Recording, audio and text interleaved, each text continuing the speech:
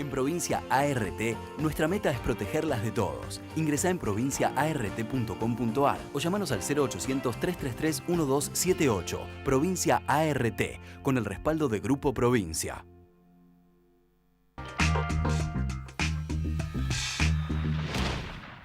Hola, buenas noches. ¿Cómo le va? Un placer reencontrarnos en esta nueva edición de Pool Económico, el programa sobre seguros, bancos y economía que usted sigue todos los martes a las 11 de la noche acá por Metro. ¿Qué tal, Raúl? ¿Cómo estás? Buenas noches.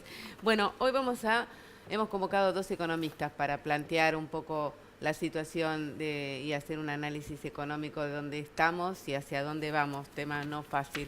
Y hemos convocado a 2 expertos en el tema. Estamos con el señor José Seabra Serrate, que es economista. Sí. Gracias, José, por estar acá. Y Agustín Echevarri, director de Libertad y Progreso, y además es un economista especializado en comercialización estratégica y mercados internacionales. Y ahora después nos vas a mostrar el libro que has lanzado ahora, la semana pasada.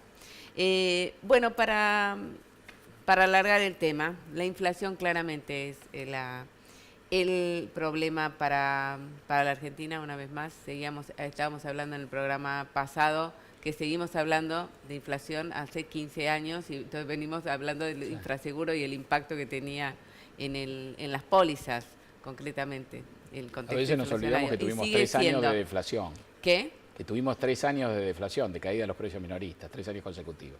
Bien, con esta misma estructura. Sí. La Argentina, ¿no? En la Argentina, al final de la convertibilidad, ¿no? Sí, o sea, somos un país... ¿Y cuándo fue? Al final de la convertibilidad. Claro, al final de la convertibilidad. Después, bueno, pero desde el 2001 en adelante, estos sí, pero es cierto que llevamos 70 años de inflación alta, claro. Sí. O más, 70 años, son 53% anual desde la creación del Banco Central de 1935 para acá. Es un buen promedio. Sin embargo, cuando mirás el mundo, es como dice José, tenés 200 países, 195 sin inflación y solo 5 con inflación. Entonces, es un mal de otra época, somos un caso anacrónico. José, pero la inflación ahora de mayo será más o menos un 3% y algunas consultoras están anticipando una tasa todavía algo menor para junio. Lo más increíble es que uno sienta alivio. Claro, sí. Claro, es la inflación de más de un año y medio en Estados Unidos. Claro. La pregunta es, ¿hay algún camino todavía no recorrido por el gobierno para que la inflación siga cayendo? Pero acá hay que ponerse en circunstancias. Hay una elección, la elección es inminente, se nos vino encima. Sí. Hay un programa antiinflacionario, podrá ser bueno o no, yo creo que es mejor que los resultados que ha tenido, digamos. Paradójicamente, Argentina tiene un programa mejor ahora que cuando tenía la inflación estabilizada en 25.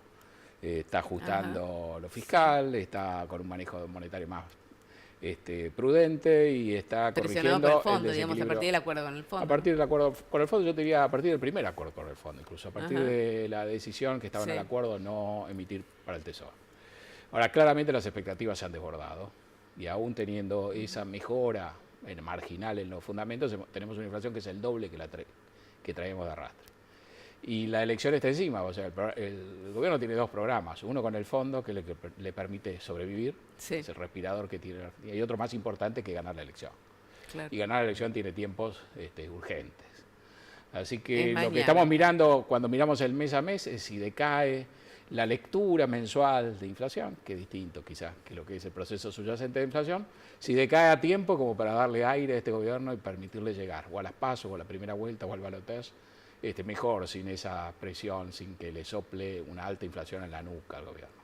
Y eso es probable, pero ese es un objetivo hipermodesto, es el objetivo de subsistencia de ir a una elección y en el fondo ver si la Argentina está dispuesta a seguir por un camino o quiere volver, digamos, al camino con gente, digamos, que ya la Argentina la estrelló y que en el fondo es la que nos metió en esta circunstancia del cual este gobierno no ha podido salir.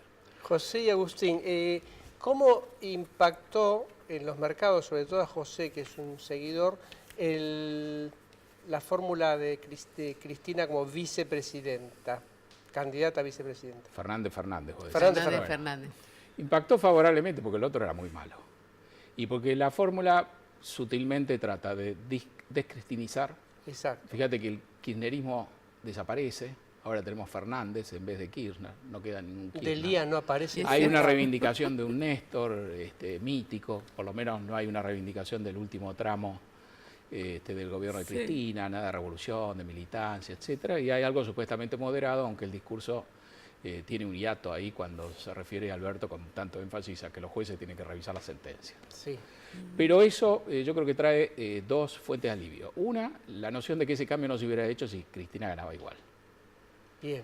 Si Cristina no quería ocuparse de la presidencia, hubiera puesto a Kicillof de presidente, pero si tiene que hacer este giro tan distinto, de ir a un pasado mítico, porque ya la gente no se acuerda muy bien, de Néstor, diferente de Cristina, es porque los números no le daban. Claro. Sí. El segundo punto es que esta es una estrategia de apaciguar la transición en vez de enervarla. También creo yo en la misma lógica de que si Cristina se la ve incendiaria, un incendio en campaña le iba a jugar en contra, le iba a terminar favoreciendo o a Macri o a un tercero. Así que creo que estos dos cambios tranquilizan la transición. Claro. La fórmula, si resulta ganadora, lo que hace es trasladar los riesgos, los peligros para después. Sí, sí, sí. Ha dicho bien Alberto Fernández, esto no es comparable con Perón-Cámpora, porque ni Cristina es Perón, Ni yo menos soy aparentemente, uno entiende, ¿no? Uno no ha hecho la ecuación, no ha hecho los números. Y Alberto es más que Cámpora. Ahora, habiendo dicho esto y teniendo esto, digamos, bien claro, recordemos los problemas que tuvo Perón con Cámpora y que a los 49 días lo tuvo que desplazar porque no podía manejar a alguien que no era tan excelso en el arte de operar política como Alberto. O sea que yo creo que acá lo que tenemos es la posibilidad de arribar al 22 de junio sabiendo ya que Cristina se presenta de una manera más calma, con una cierta calma cambiaria, que no es mérito de la fórmula Fernández, te diría que fundamentalmente de que el fondo haya permitido llegar con algo que se parece más al tipo de cambio fijo, simplemente con la promesa de poder vender cambio, no hizo falta vender cambio y eso tranquilizó. Gran parte de esta crisis, me parece a mí, se ha debido a que nos resulta muy difícil operar en un contexto donde el tipo de cambio no se estabiliza. Si hubiera sido diferente, quizás la situación de fondo no hubiera variado mucha, pero me parece que esto nos puso en esta sensación de vértigo, de que nos chupa un agujero negro. Bien, bien. Agustín, ayer el riesgo país superó los 1000 puntos. Según los analistas, es por la incertidumbre internacional generada por la guerra comercial entre Estados Unidos y China y el conflicto comercial Estados Unidos-México, ¿no? Que ese es el punto también, obviamente para la incertidumbre local por las candidaturas. ¿Qué lectura haces vos de este riesgo país? Bueno, yo coincido que tiene mucho que ver la parte internacional, pero también tiene mucho que ver lo local. Pues si uno mira los distintos países, no a todo el mundo le afecta igual. La Argentina llegó a 1000 puntos ayer, hoy está un poquito menos, pero la realidad es que Argentina tiene un componente local muy grave porque el gobierno actual, lamentablemente, no hizo lo que tenía que hacer hace 3 o 4 años atrás. Cuando empezó hace 3 años y medio, tenía que haber hecho un proceso de profundas reformas estructurales. En lugar de hacer eso, eligió el gradualismo y nos trajo a la situación actual. El año pasado entrando en crisis y este año, yo coincido con José, manejándola para tratar de llegar a las elecciones lo mejor posible, pero lo que no se está hablando en la campaña, y es lo que nosotros queremos conversar, es sobre los problemas profundos que tiene Argentina para cambiar. Cuando uno mira lo que era, por ejemplo, Irlanda en 1980, tenía el mismo PIB per cápita que Argentina. Irlanda hizo reformas estructurales y hoy tiene 3,5 veces más PBI per cápita, es decir, riqueza por habitante que Argentina. Es decir, que una enfermera, un empleado del Estado, un policía, un médico, podría ganar 3 veces más de lo que gana hoy si Argentina sale de esta maraña estatista que tiene hace 70 años y empieza algo diferente. Y ahí tenemos que hacer un proceso de reformas estructurales que es justamente lo que te comentaba que tenemos en este libro. Donde nosotros, ¿cómo se llama el libro? Las reformas, se llama Las reformas necesarias para crecer en libertad. En libertad. Cuando vos mirás lo que han hecho los países... Libertad y Progreso, 2019. Sí, cuando vos mirás lo que han hecho los países en 5 continentes, los que hicieron las reformas estructurales equivalentes a las que tenemos en este libro, que podemos debatirlas, pueden ser no exactamente estas, pero lo que tenés son países que empiezan un crecimiento fenomenal. Por ejemplo, lo hizo Japón después de la Guerra Mundial y Japón nos alcanzó en 1970 y después nos pasó el trapo. Después nos alcanzaron países como Irlanda en 1980 y nos pasó el trapo. Después nos pasaron países como Surcorea, que eran pobrísimos, mucho más pobres que la Argentina. Hicieron las reformas pro mercado y nos pasaron el trapo. ¿Sabes cuál es el próximo que nos va a pasar? Botsuana. Entonces, Botsuana hizo las reformas en la década del 60, era súper pobre, un país africano muy, muy pobre, nos está por pasar. Es decir, si no hacemos las reformas estructurales, no vamos a poder salir adelante. ¿Por qué? Porque seguimos enfrascados en un sistema donde creemos que el Estado es la solución y la solución que da el Estado es un subsidio y un impuesto. Subsidia lo que no funciona y le pone impuesto a lo que funciona. Subsidia lo improductivo y le pone un impuesto a lo productivo. Entonces tenemos cada vez menor productividad en el país. Y eso no funciona. Después tenés los sindicatos, hacen lo mismo. Sí. Protegen el trabajo improductivo e impiden crear trabajo productivo. Lo llamaste sindigarca fuera de... ¿no? Fuera de cámara. Ah, fuera de cámara, perdón.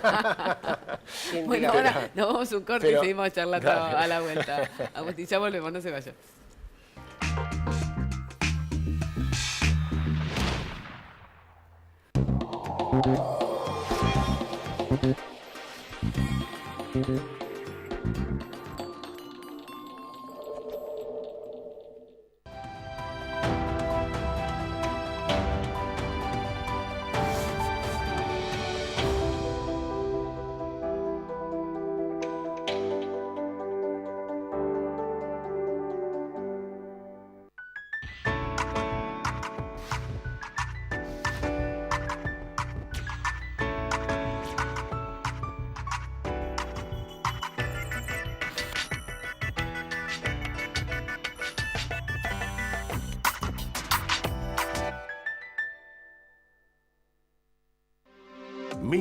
...1949-2019... 70 años.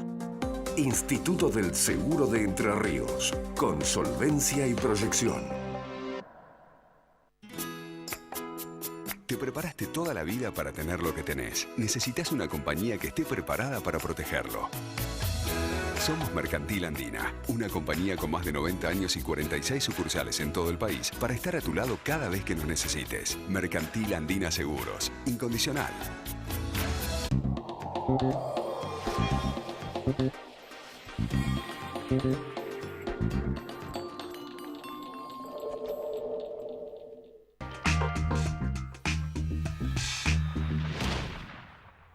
Continuamos en Pool Económico. Raúl. Es bueno, estábamos hablando fuera de cámara muchas cosas que dan para cada uno de los temas que hemos charlado en este minuto, es para un programa especial. El tema de lo que fue la convertibilidad. Encantado de hacerlo. El tema de las reformas estructurales, porque es cierto que siempre estamos hablando de la coyuntura, nunca nos detenemos en las cosas más profundas. Y nosotros, desde el programa, estamos obligados un poquito a hablar de la coyuntura. Sí. Por más que no sean los temas de fondo. Pero tiene que ver con la coyuntura. Sí, todo tiene que ver con todo. Pero estamos en una situación de recesión actualmente. La pregunta es si a esa recesión es el precio que hay que pagar para que bajen las tasas de inflación o se podría andar otro camino, digamos, para que no siga bajando la inflación y no haya tampoco recesión. Es que para mi juicio no, de ninguna manera. Uno puede bajar la inflación y eso es expansivo. Bajar la inflación no es recesivo, es expansivo. Cuando pusimos la convertibilidad... Pero en Argentina también. En Argentina pusimos la convertibilidad, tuviste 3 años de expansión y bajamos la inflación de 3.000% a 0 en 1 año y medio. Es decir, que se bajó la inflación de 3.000% a 0 en un programa de expansión económica. Cuando vos eliminás la inflación, las tasas de interés se desploman. Se desploman. Y reaparece el crédito. Por ejemplo, la circulación del dinero, la gente se fuga del peso porque es una moneda falsa. El peso no es moneda. La moneda tiene que ser reserva de valor, el peso no lo es. La moneda tiene que ser unidad de cuenta, el peso no te sirve porque es un metro que cambia de valor todos los días, o sea, no te sirve para contar. Una moneda es universalmente aceptada, el peso no lo es, solo el oro cumplía esos 3 requisitos. De forma tal que el peso es una moneda falsificada. Pero hay que eliminarlo. Por supuesto, porque es una moneda falsificada por los políticos. Se está eliminando solo. Se está eliminando solo, estamos de acuerdo, pero es una yo diría que interesante. si vamos a rescatar la convertibilidad, pensemos que la convertibilidad se lanza en el 91 y hay un trabajo previo muy importante que se hace, que no tiene muchas luces, incluye el plan Bonex, incluye partes desagradables. El decreto de desregulación, muy importante, que ejecutan ahí Herman González, Pablo Rojo. Que hay que volver a hacer. Exacto. Entonces, esto lleva un tiempo, pero sin duda que lo que hay que hacer es recuperar la confianza en el país. Y eso no se puede hacer, me parece, simplemente hablando. Quizás lo podía hacer o tenía un cierto crédito el gobierno, ese crédito se ha usado. Y yo diría, dado que en el fondo uno siempre está parado en estas circunstancias, lo positivo que yo veo, si se gana una elección, es que uno ya tiene al paciente alojado en una unidad de terapia, con un esquema de reforma, con la necesidad de refinanciar vencimientos de capital que van a venir muy próximos. Entonces creo que se puede empalmar la necesidad de la coyuntura con la visión estratégica que nos está faltando, que hubo cuando se implementó la convertibilidad o en otros momentos. Y el otro elemento que yo pondría el acento es que si hacemos todo vamos a parecernos a los países vecinos. Por ejemplo. ¿No? Países que nunca han hecho grandes reformas. O sea que lo más dramático ¿Vecinos nuestro... y Chile y Uruguay? ¿O Paraguay, Chile? Bolivia, digamos, Todos. si vos ves la tasa de inflación o cómo la gente vive sin la sensación No, de pero que que el hicieron fin de semana reformas, que digo. viene a lo mejor se queda sin su compañía, tal cual. quiebra, no le puede dar de comer a su familia. Sí. Digamos, la Argentina vive ciertas circunstancias que son inusuales, aún si uno se traslada al país vecino que antes miraba Sí, como de arriba. como minimizándolo. Totalmente. Entonces acá lo que hemos hecho es algunas cosas muy agresivamente, muy mal, de contramano. Y yo creo que ahí ese es el principal problema que nos dejó el kirchnerismo. Tenemos que desarmar algunas cosas para volver, yo te diría, a circunstancias donde a lo mejor estábamos cómodamente instalados con alguna cosa que había que corregir, no mucho tiempo atrás. Yo te diría que el país que estamos anhelando es el país que a lo mejor estaba después del estallido de la convertibilidad. Un país que no tenía crowding out, que había limpiado muchas cosas, que obviamente que estaba en turbulencia. 2003. 2003-2004. Por supuesto, la manera que lo hicimos fue una manera pésima y eso Por nos eso la trajo en baña, colación. algunos lo miran con cariño. Sí, Bueno, equivocadamente, Yo soy un poco más optimista que eso, porque yo creo que hay algo que le agregaría a lo que está diciendo José, que creo que ahora la gente tiene la noción de que Argentina está en problemas. En cambio, cuando llegó Cambiemos, toda la campaña que hizo Cambiemos en el 2015 fue una campaña de globitos y sonrisas. Y no hicieron ningún diagnóstico del desastre que era la Argentina. Hoy la gente sabe que la Argentina es un desastre. Con lo cual la necesidad de las reformas está mucho más patente. Y por lo tanto es mucho más probable que hagamos las reformas, sea el gobierno que sea, que yo espero también que sea reelegido. Que algo que hacer, que las reformas algo que hacer. además- El que está explicando bien las reformas que hay que hacer es José Luis Espert. Yo lo que invito a los candidatos es a que todos empiecen a hablar sobre cuáles son las reformas que hay que hacer. Porque uno puede empezar a decir, por ejemplo, como algún candidato dice, hay que crecer. Pero eso es como decirle a Boca que el domingo tenía que haber metido goles. O sea, eso es evidente. Es imposible. La pregunta es cómo se hace, ¿no? Entonces tenés que decir, bueno, ¿cuáles son las reformas que tenemos que hacer? Entonces ahí sí tenemos que decir, bueno, ¿qué cambiamos? ¿Lo cambiamos a Tevez? ¿Qué hacemos? O sea, claramente necesitamos una moneda sana, necesitamos un Estado más pequeño, necesitamos el decreto de mega desregulación que tiene Argentina. Tenemos que salir de este esquema laboral. El esquema laboral actual mantiene la monovalencia. Por lo tanto, necesitas, por ejemplo, 3 empleados para hacer lo que en Paraguay necesitas 1. Sí. Eso no funciona. Está bien, está bien. Igual no idealicemos a Paraguay, que es una economía recontra trucha, por más que tenga... A ver, está mejorando muchísimo Paraguay. Paraguay es un país mucho más pobre que la Argentina, pero que de nuevo está empezando a mejorar y en pocos tiempos más nos va a pasar el trapo si no hacemos los cambios. No va a pasar. Una cosa concreta, Ojo. porque la verdad es como decía Raúl, pero una cosa concreta con respecto al fondo, porque ya estamos, digamos, el fondo del ya programa. estamos en el fondo, y el país, digamos, con el fondo hemos recurrido.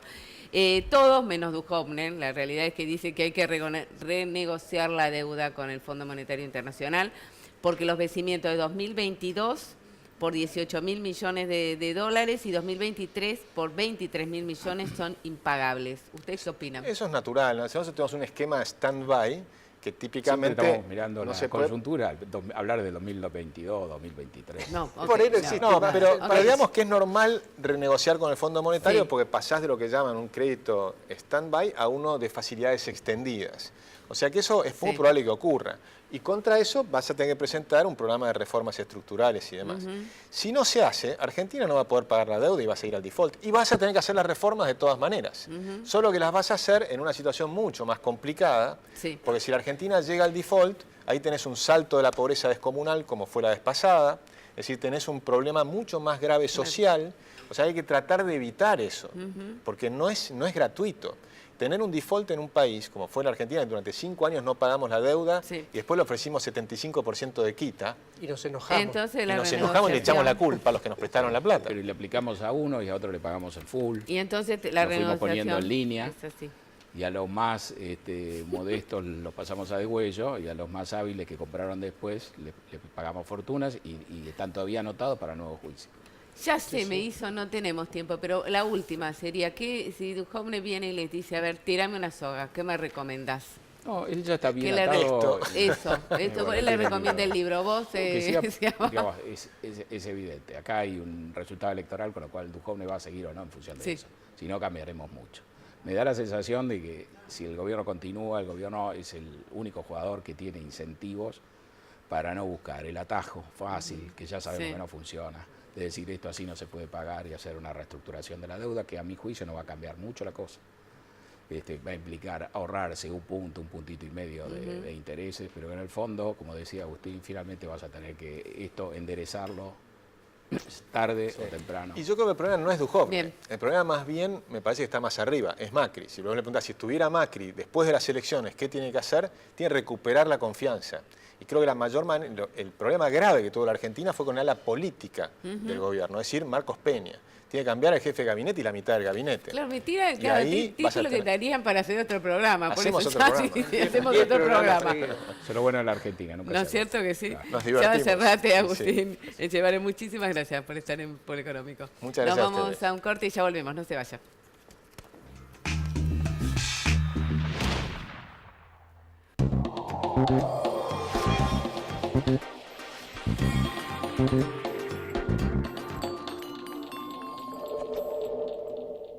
En Provincia ART, nuestra meta es protegerlas de todos. Ingresá en provinciaart.com.ar o llamanos al 0800-333-1278. Provincia ART, con el respaldo de Grupo Provincia.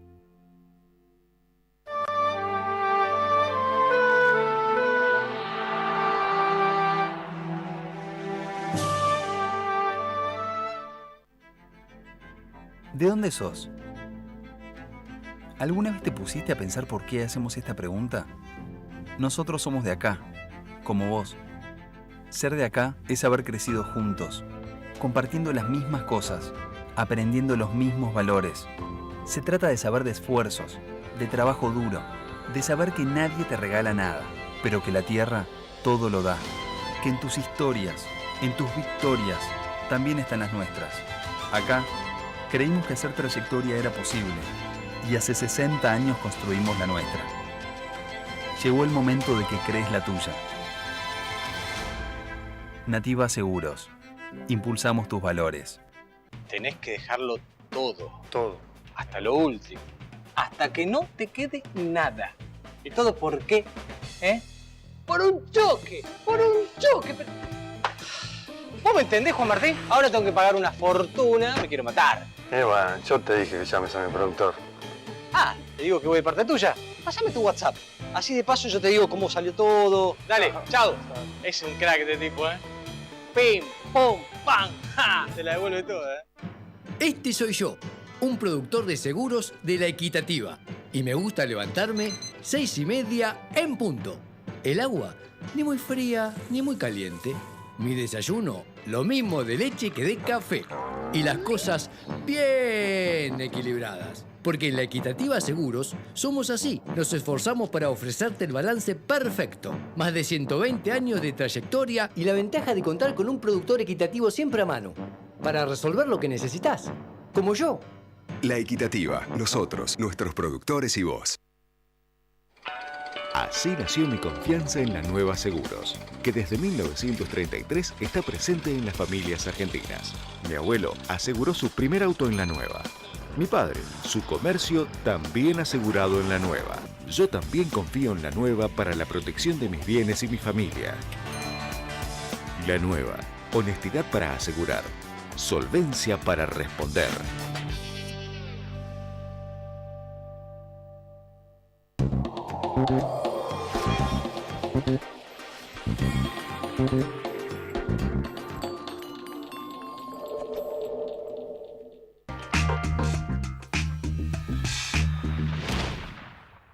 Continuamos en Pool Económico. Como le conté el martes pasado, Buenos Aires fue sede de la Conferencia Internacional de Seguros.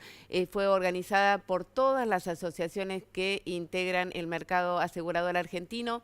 El encuentro tuvo lugar en la cúpula del CCK y fue la antesala de la 46 edición de la Asamblea General Anual de la Asociación de Ginebra, que es el think tank de seguros líder a nivel mundial y que por primera vez se reunió en nuestro país. Público Económico estuvo presente en la apertura del encuentro de la Conferencia Internacional de Seguros y ahí hablaron Alejandro Simón, el CEO del Grupo Sancor Seguros, el superintendente de Seguros de la Nación, Juan Paso, y el ministro de Producción, Dante Sica. Los vamos a escuchar. Gracias por estar aquí. Juntos hemos trabajado para abordar un programa, una temática que creemos que se da en la frontera del conocimiento, con temas que son de debate a nivel internacional, pero que en particular tienen un fuerte impacto en nuestro país, como ser la cultura aseguradora, el denominado Insurance Gap, es decir, la diferencia entre el mercado potencial de seguros y el mercado real, entender por qué esa brecha que en los países en desarrollo puede tener que ver con restricciones presupuestarias, pero aún en el primer mundo se nota una reducción en las pretensiones de contratar seguros. Entonces la idea es abordar desde aspectos novedosos la temática de qué pasa incluso desde la neurociencia, qué pasa por la cabeza de una persona que está ante la decisión de contratar o no, o de transferir un riesgo a una entidad aseguradora. Bueno, buenos días a todos. Traje unas filinas, pero no las voy a usar. Me voy a pasar, ya dijiste todo, así que solamente, antes que nada quiero agradecer a todas las cámaras. No las voy a leer a todas porque así las son muchas. Creo que también esto va a formar parte de un gran desafío que tenemos por delante en términos de cambios, de poder consolidar un cambio estructural en Argentina. Me parece que las cámaras en algún momento van a tener que empezar a trabajar un poco para unificarse, para tener una unión mucho más grande. Una de las primeras decisiones que hemos tomado desde la Superintendencia de Seguros de la Nación fue adoptar otra política de Estado, que es la reinserción internacional. Parte de esto, tener una conferencia internacional de seguros, creemos que es un camino que venimos dando juntos, con un montón de esfuerzo, no solamente entre el regulador, sino por el regulador y la industria. Acá está Yoshihiro Kawei, Yoshi nos ha dado una mano enorme en acceder a este mundo del seguro a nivel global. Nos recibió con un slide donde estábamos en materia regulatoria, no voy a olvidar nunca más, estábamos en un color naranja junto con Nicaragua y Venezuela. Bueno, eso nos marcó, eso marcó la gestión. De ahí teníamos que salir. Por eso empezamos a trabajar activamente en el ámbito internacional. Me parece que podemos hacer cosas muy buenas trabajando juntos y eso es lo primero que tengo para destacar. Y tenemos un día enorme por delante y espero que lo podamos aprovechar. Muchas gracias.